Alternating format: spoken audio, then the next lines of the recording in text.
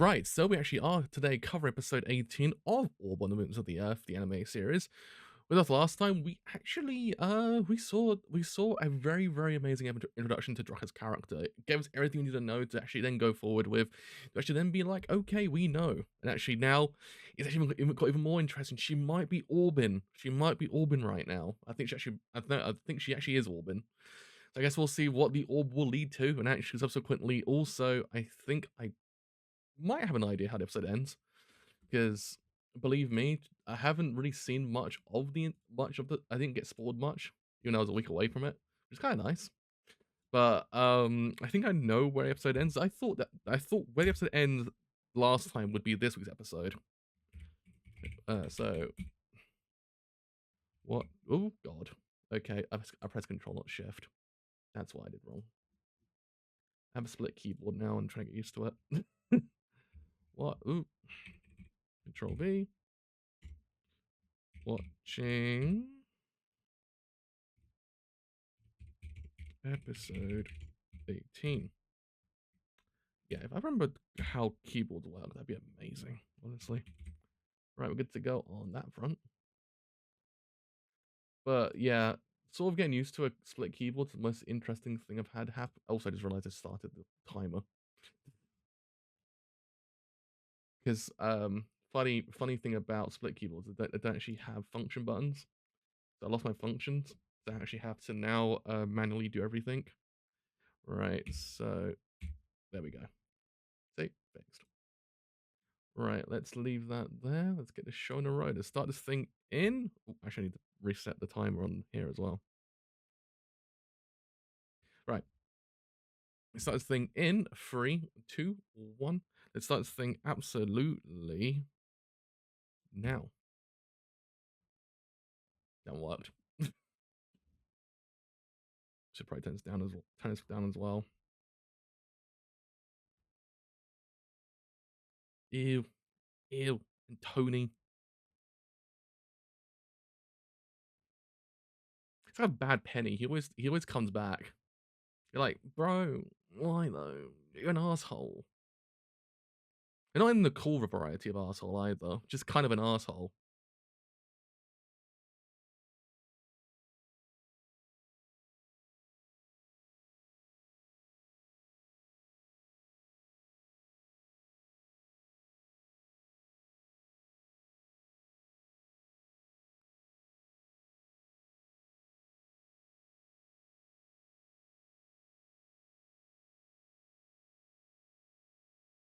Oh shit.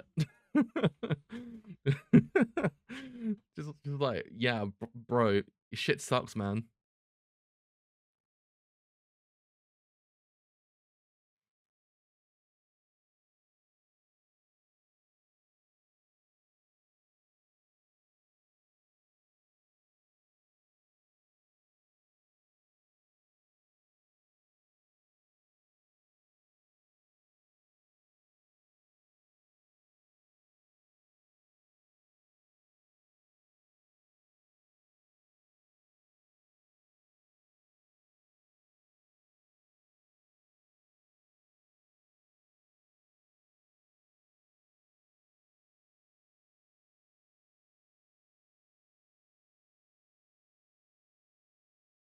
Kind of feel like if like Draco actually was born in his current era, she probably would then be a really good economist. It's kind of the same thing applies with most characters in the show. Like if they're born in this era, my god, they'll be good.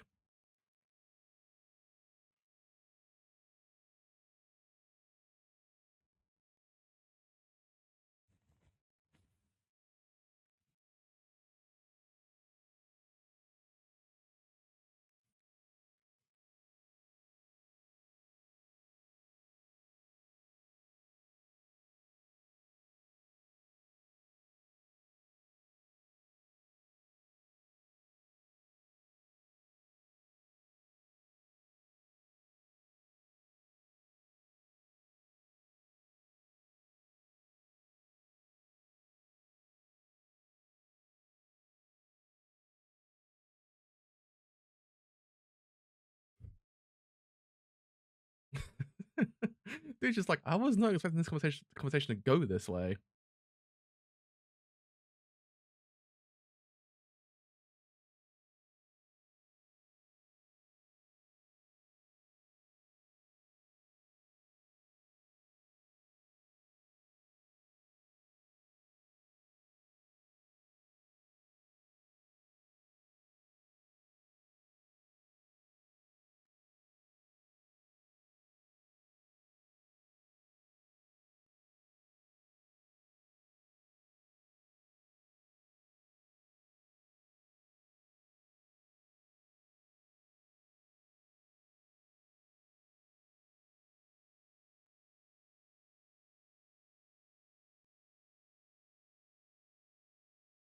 Good God, that guy's got like, you know, when Link has max HP in Link has max HP in like Zelda 2, was it?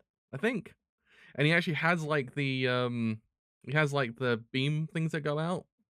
Dude had that. Dude had that. Holy shit. But yeah, I mean, this series does a really good job actually just introducing you and actually really getting used to the characters. Because again, I kind of feel like what this show does in like what an episode or two, most shows can't do in like 50 or 100 episodes. And it's actually really impressive because it's a testament to the world building and also the character building as well. That you can just like see your favorite characters get murdered in front of your own eyes, be fucking depressed about it, and then be like, actually, well, these characters are even better. I'm okay.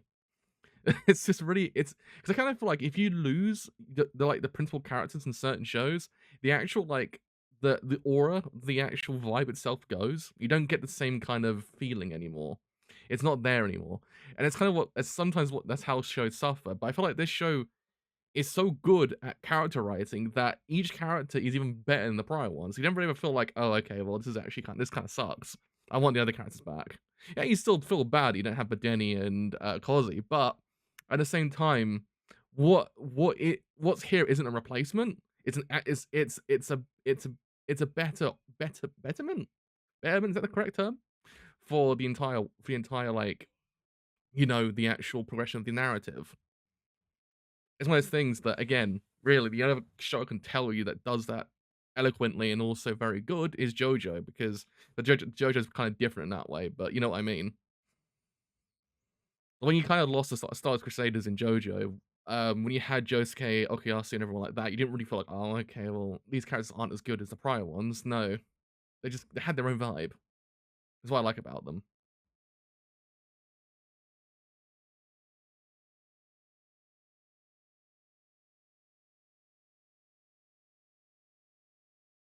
Everyone has killer mustaches in this show as well.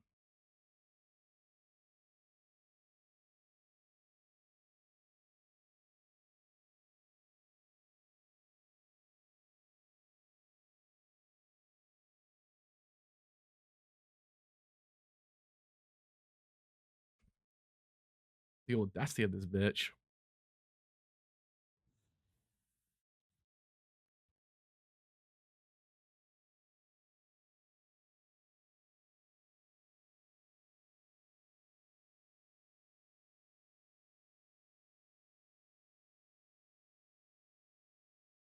What I also do kind of appreciate about the uncle in the roundabout way is that he did, in theory, say that he would do his convictions to do anything to survive, and by all accounts, he did that. It's just one of those things. He cut it also in a roundabout way.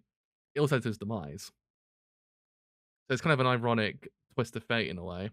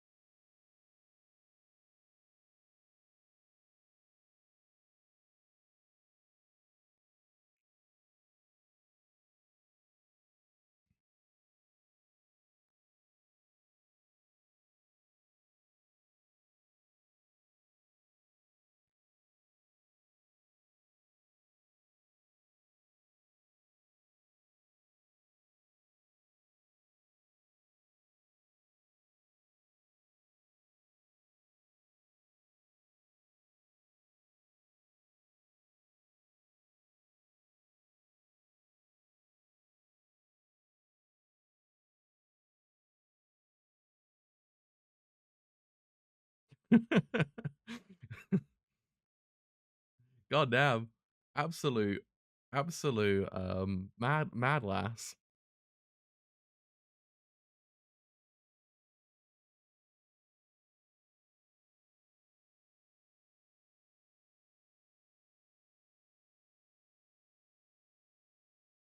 Interestingly enough, what I kind of found interesting about last week was I saw so much fan art for Frey's character. I was not expecting it. I was like, everyone loves Frey. I thought interesting turn of events. Not the one I was expecting.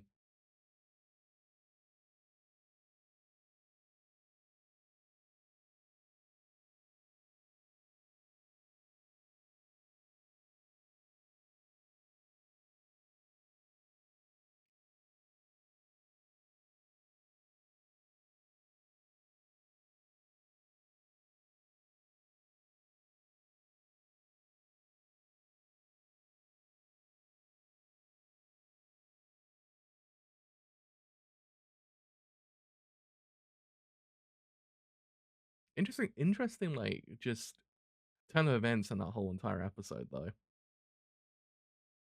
Like, you never really expect how it all turns out. You're like, huh, well, wouldn't you know?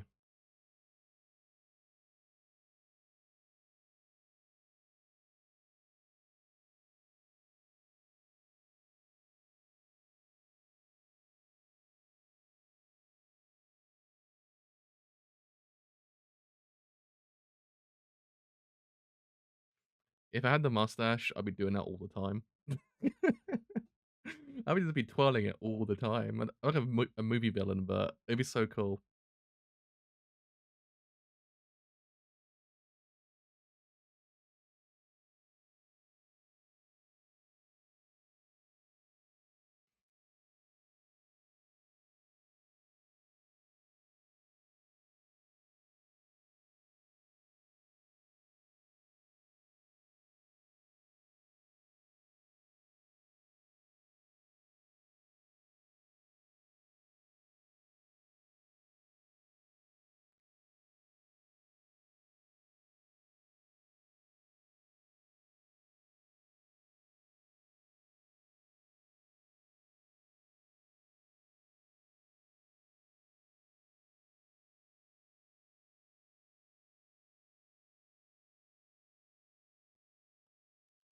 What I do actually kind of appreciate as well is like how he just goes, yeah, so we need to actually like talk.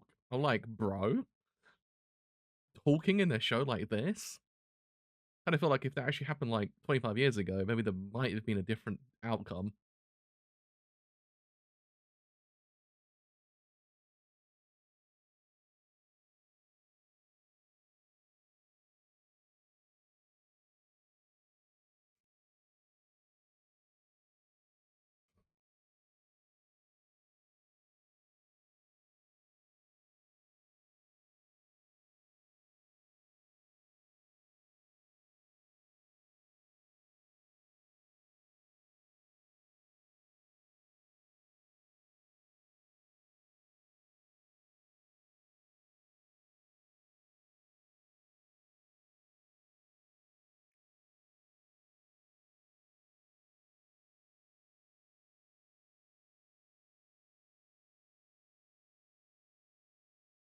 What is also kind of interesting about this episode, I noted it when I was reading the manga as well, like how you have people who have very uh, different kind of ideologies in a very roundabout way. That and it doesn't really ever lead to like a fight or anything like that. It's just them talking. I kind of feel like it's an interesting diversion from the prior arcs. You don't really you now see the progression of time, like how beforehand if you said, "Yeah, bro, I don't believe the big G man upstairs," and shit like that, you might in theory have been called a heretic and everything like that, or if you oppose God or anything like that, you'd be called a heretic. And I kind of feel like now, with the way that the church has gone, and also how minds have actually progressed as well, it's kind of interesting to see like now it doesn't really lead to that event anymore. Now it's more so that they're actually, just talking it out, just vibing essentially. It sucks this didn't happen 25 years ago, but what can you do?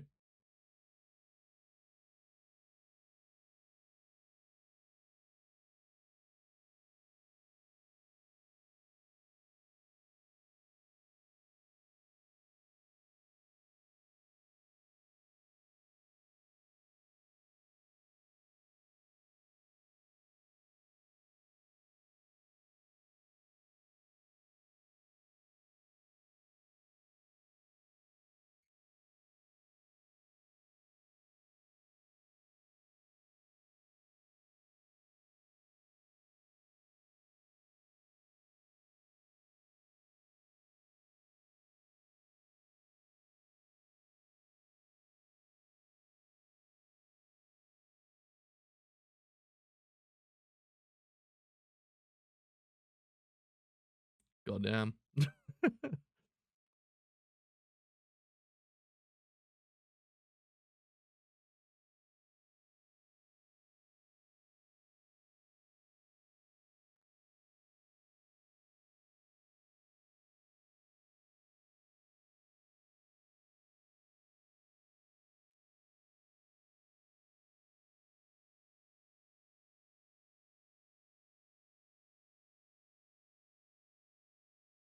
I also kind of appreciate how the episode literally is just them talking.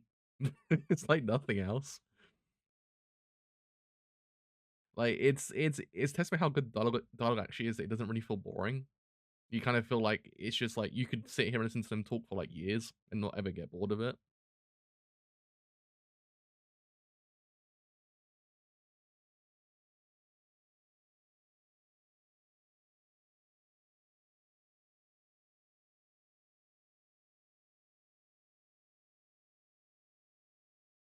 Maybe if there was like a bit more, I'd say dynamicness in the direction, it might elevate a bit more. If you get what I mean.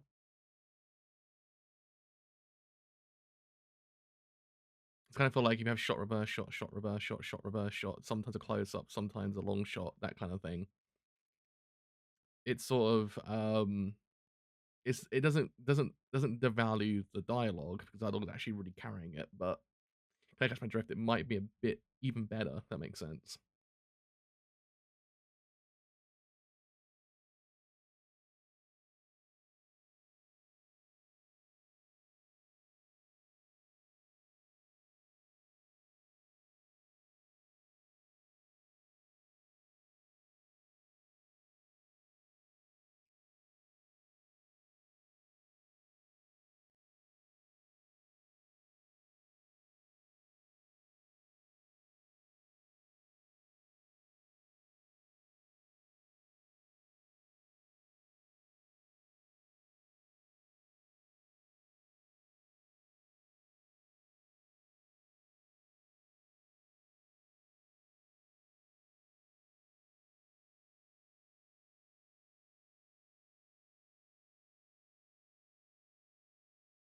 Dude is praising the sun.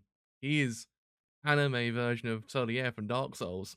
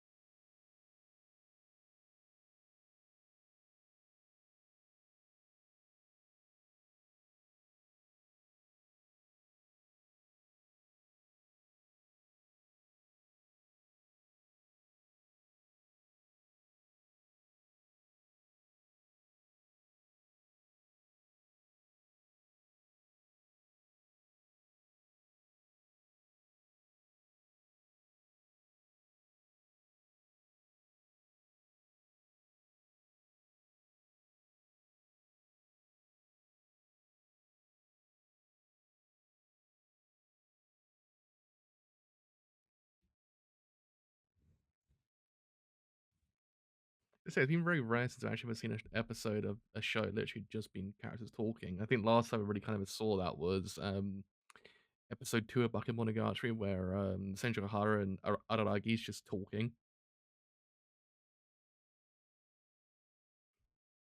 But the problem is with Bakemonogatari, it's directed by Shaft. It's made by Shaft, so it's like very overly directed. If that makes sense.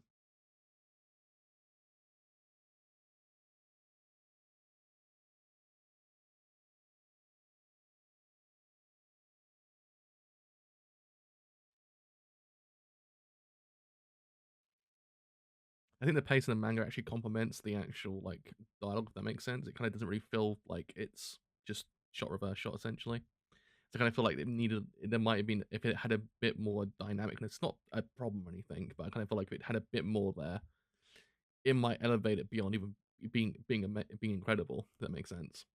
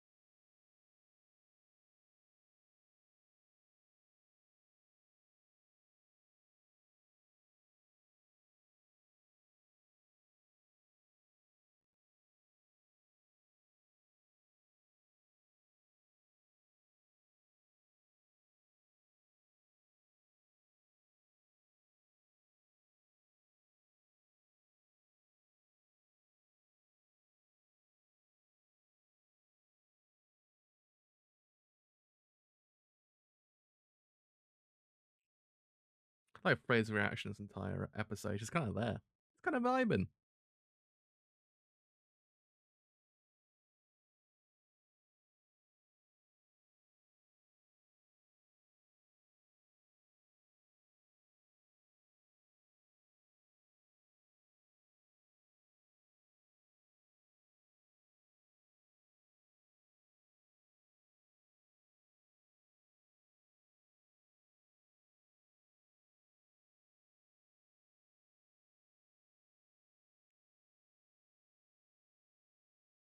I sort of get. I mean, don't get me wrong. The key visual kind of ruins the surprise.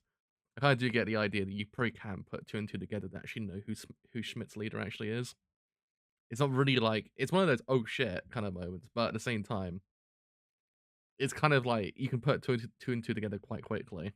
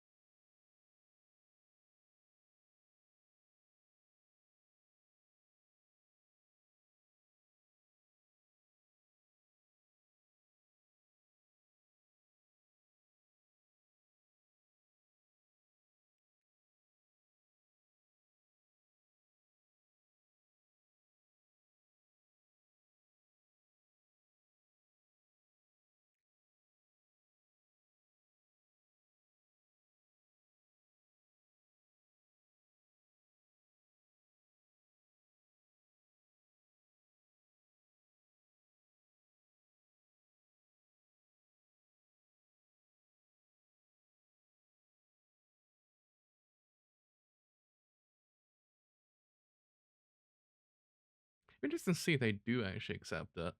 But they're like, you know what? Fuck it.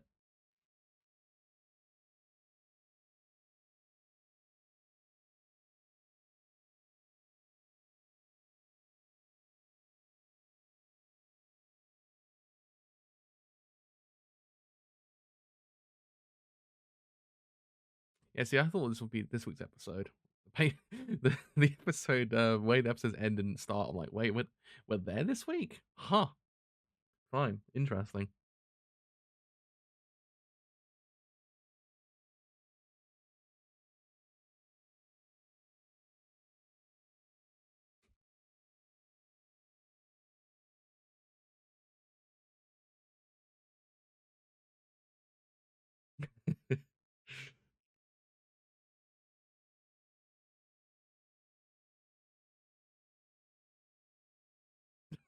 I remember reading this, the manga being like, oh fuck. I mean, it's like, she had to appear again because she's not confirmed dead. You kind of like, oh fuck, boy, what the hell? Again, you can put two and two together, but I kind of feel like the reveal itself is still pretty impactful because you're like, oh my god, there she is. She's been gone for like so goddamn long. And now she's back. So yeah, I mean, like I said, when you think about it, the episode itself was actually just talking. There wasn't really much of anything else going on. But like I say a lot in this series, what this series excels at is the dialogue and also the characters. You don't really feel like it's boring or anything like that. It feels like you could just watch these characters talk the rest of the time and not ever get bored because they're that interesting and they're actually that multi-layered that you can just sort of listen to them for ages. It's something again you don't really see too often in other shows because again dialogue has always been a hit and miss content a lot of things. It's not strictly an anime problem. Films and TV shows also suffer from that problem. If you don't have a good foundation for the world or foundation for characters, you're kind of like, why do I care about any of this? Why should I care? But I kind of feel like Orb presents a reason for you to care about these characters and also the world itself and what they're saying. And it's one of those things that I kind of can't give enough praise to this show for doing that because again, it's just really hard to pull off. And this show does it effortlessly. And I kind of feel like saying, why can't other shows just be like this in that kind of way? Like you kind of get what I mean, in the sense that why can't other shows have the same level of like just dynamicness in the dialogue that you don't ever feel like it's boring. It's incredible how the show does that in no in nothing really, because it's not doing anything out of the ordinary in the sense of like direction like that. It's mostly just carried by a dialogue, and it's just that fascinating that you just don't really care. You can just sit back and listen, and it just goes by in an instant. The pacing itself through the dialogue itself is really damn good. Like I said, if there was a bit more like I don't know, a dynamicness to the direction, it might even elevate a bit more. But it's not a complaint. I don't see anything wrong with it. It's great. It's just amazing. I don't want back and one levels of directing behind this episode because that'd be fucking weird. But you know, you kind of catch my drift. If there's a bit more there, then might in theory kind of elevate it beyond even more. But yeah, like I said during the episode itself, what is kind of cool and what I love most about this arc itself is that you have characters who are just talking it out rather than it leading to any sort of violence or anything like that. No, it's characters who understand that they're different in the kind of way that have ideologies. And it's one of those things that, again, maybe 25 years ago, it might have been different because, like I've been saying throughout this whole entire series, there is this sense of delusion with characters that if you don't believe something, it's like, why the fuck don't you believe this, bro? Why can't you? Essentially, we saw it with Noah's character, how Noah kind of said like, why the fuck would you ever go against God when He gives you everything? Like, we understand, like from his perspective, like he's seen it. Why would anyone ever? Why would anyone ever go against God? But it's one of those things that in that 25 years, the hold that the church had on the world itself has begun to wane, and now more ideologies are starting to come forward. Now more people are actually starting to actually like go against the church's teachings in that kind of way to actually just have that their own thought process. Actually, is quite fascinating to actually kind of watch it happen because again, it's one of those things that we didn't believe would ever happen. And to actually see it happen is quite nice because now we don't live in that fear that the characters could die if they were to say, "Hey mate, G-man upstairs, nah, that's not my shit anymore." You don't have that fear anymore. You're feeling a little bit more at ease, and I kind of like this arc for doing that because it's one of those things that I never thought I could see the day where two characters just talk it out and be like, "Yeah, we just need to understand each other a bit better, all right? That's all we need to do today." Yeah, I mean, it's one of those things that it's a testament to how much the show has progressed in that time that you kind of you think to yourself, yeah, I could be at ease now. I mean, don't get me wrong, the actual you don't know whether or not every character has progressed to that point. Like you don't know if there's like still people who strongly believe that the G Man is the absolute and that's about it. You just don't know about that just yet, but currently it feels kind of nice to actually have that level of no fear involved. And like I said, what I kind of like about the show as well is that you kind of feel like you've been with these characters for like 10 years. You don't really ever feel like you just know these characters from like one episode. And it's quite nice to actually see that come to fruition in this episode as well. Like how these characters just feel like how we feel like we've known them. Like we don't really feel like we don't really feel like we're outsiders in that kind of way. We feel like we're like a fly on the wall, effectively. And it's really hard to pull off that level of like not really kind of feel like you're like outside of the world itself. You get what I mean? Like in essence, there is always this a literal wall between us and the series itself and the world itself. But I kind of feel like with this show, you don't really ever feel that like that wall's there. It always feels like you're just a fly on the wall, listening to this conversation, watching these things happen. And it's always an endlessly fascinating, say the word, to see how this show pulls that off every single goddamn week. And yeah, I mean, like I said, production could in theory be improved, but really, I can't fault the show because the show is just that damn good that I kind of feel like, you know what, I'll let it slide. Because if it was any other show, I probably would be like, do I need? I could have go read the manga, but I feel like with this show, I would say still read the manga because the pacing itself in the manga is incredible. It's just so goddamn good. And it's just one of those things I always will say to read it as well. But I kind of feel like the anime does a decent enough job to actually kind of make you go, okay, well, I can get the whole entire picture from, pardon the pun, from watching the anime series itself. So yeah, now we have Jolenta back. What the fuck will happen next? Let's actually find out on the next episode, which actually is just actually come out. So actually have enjoyed this whole entire stream as a whole on Twitch. And as always, do leave a follow on Twitch, does help quite a bit. Leave a follow on Twitter as well, does help quite a bit. Leave a like and leave a sub as well on YouTube because it does help quite a lot. And I will see you guys later on next episode of Orb on the Moons of the Earth, the anime series.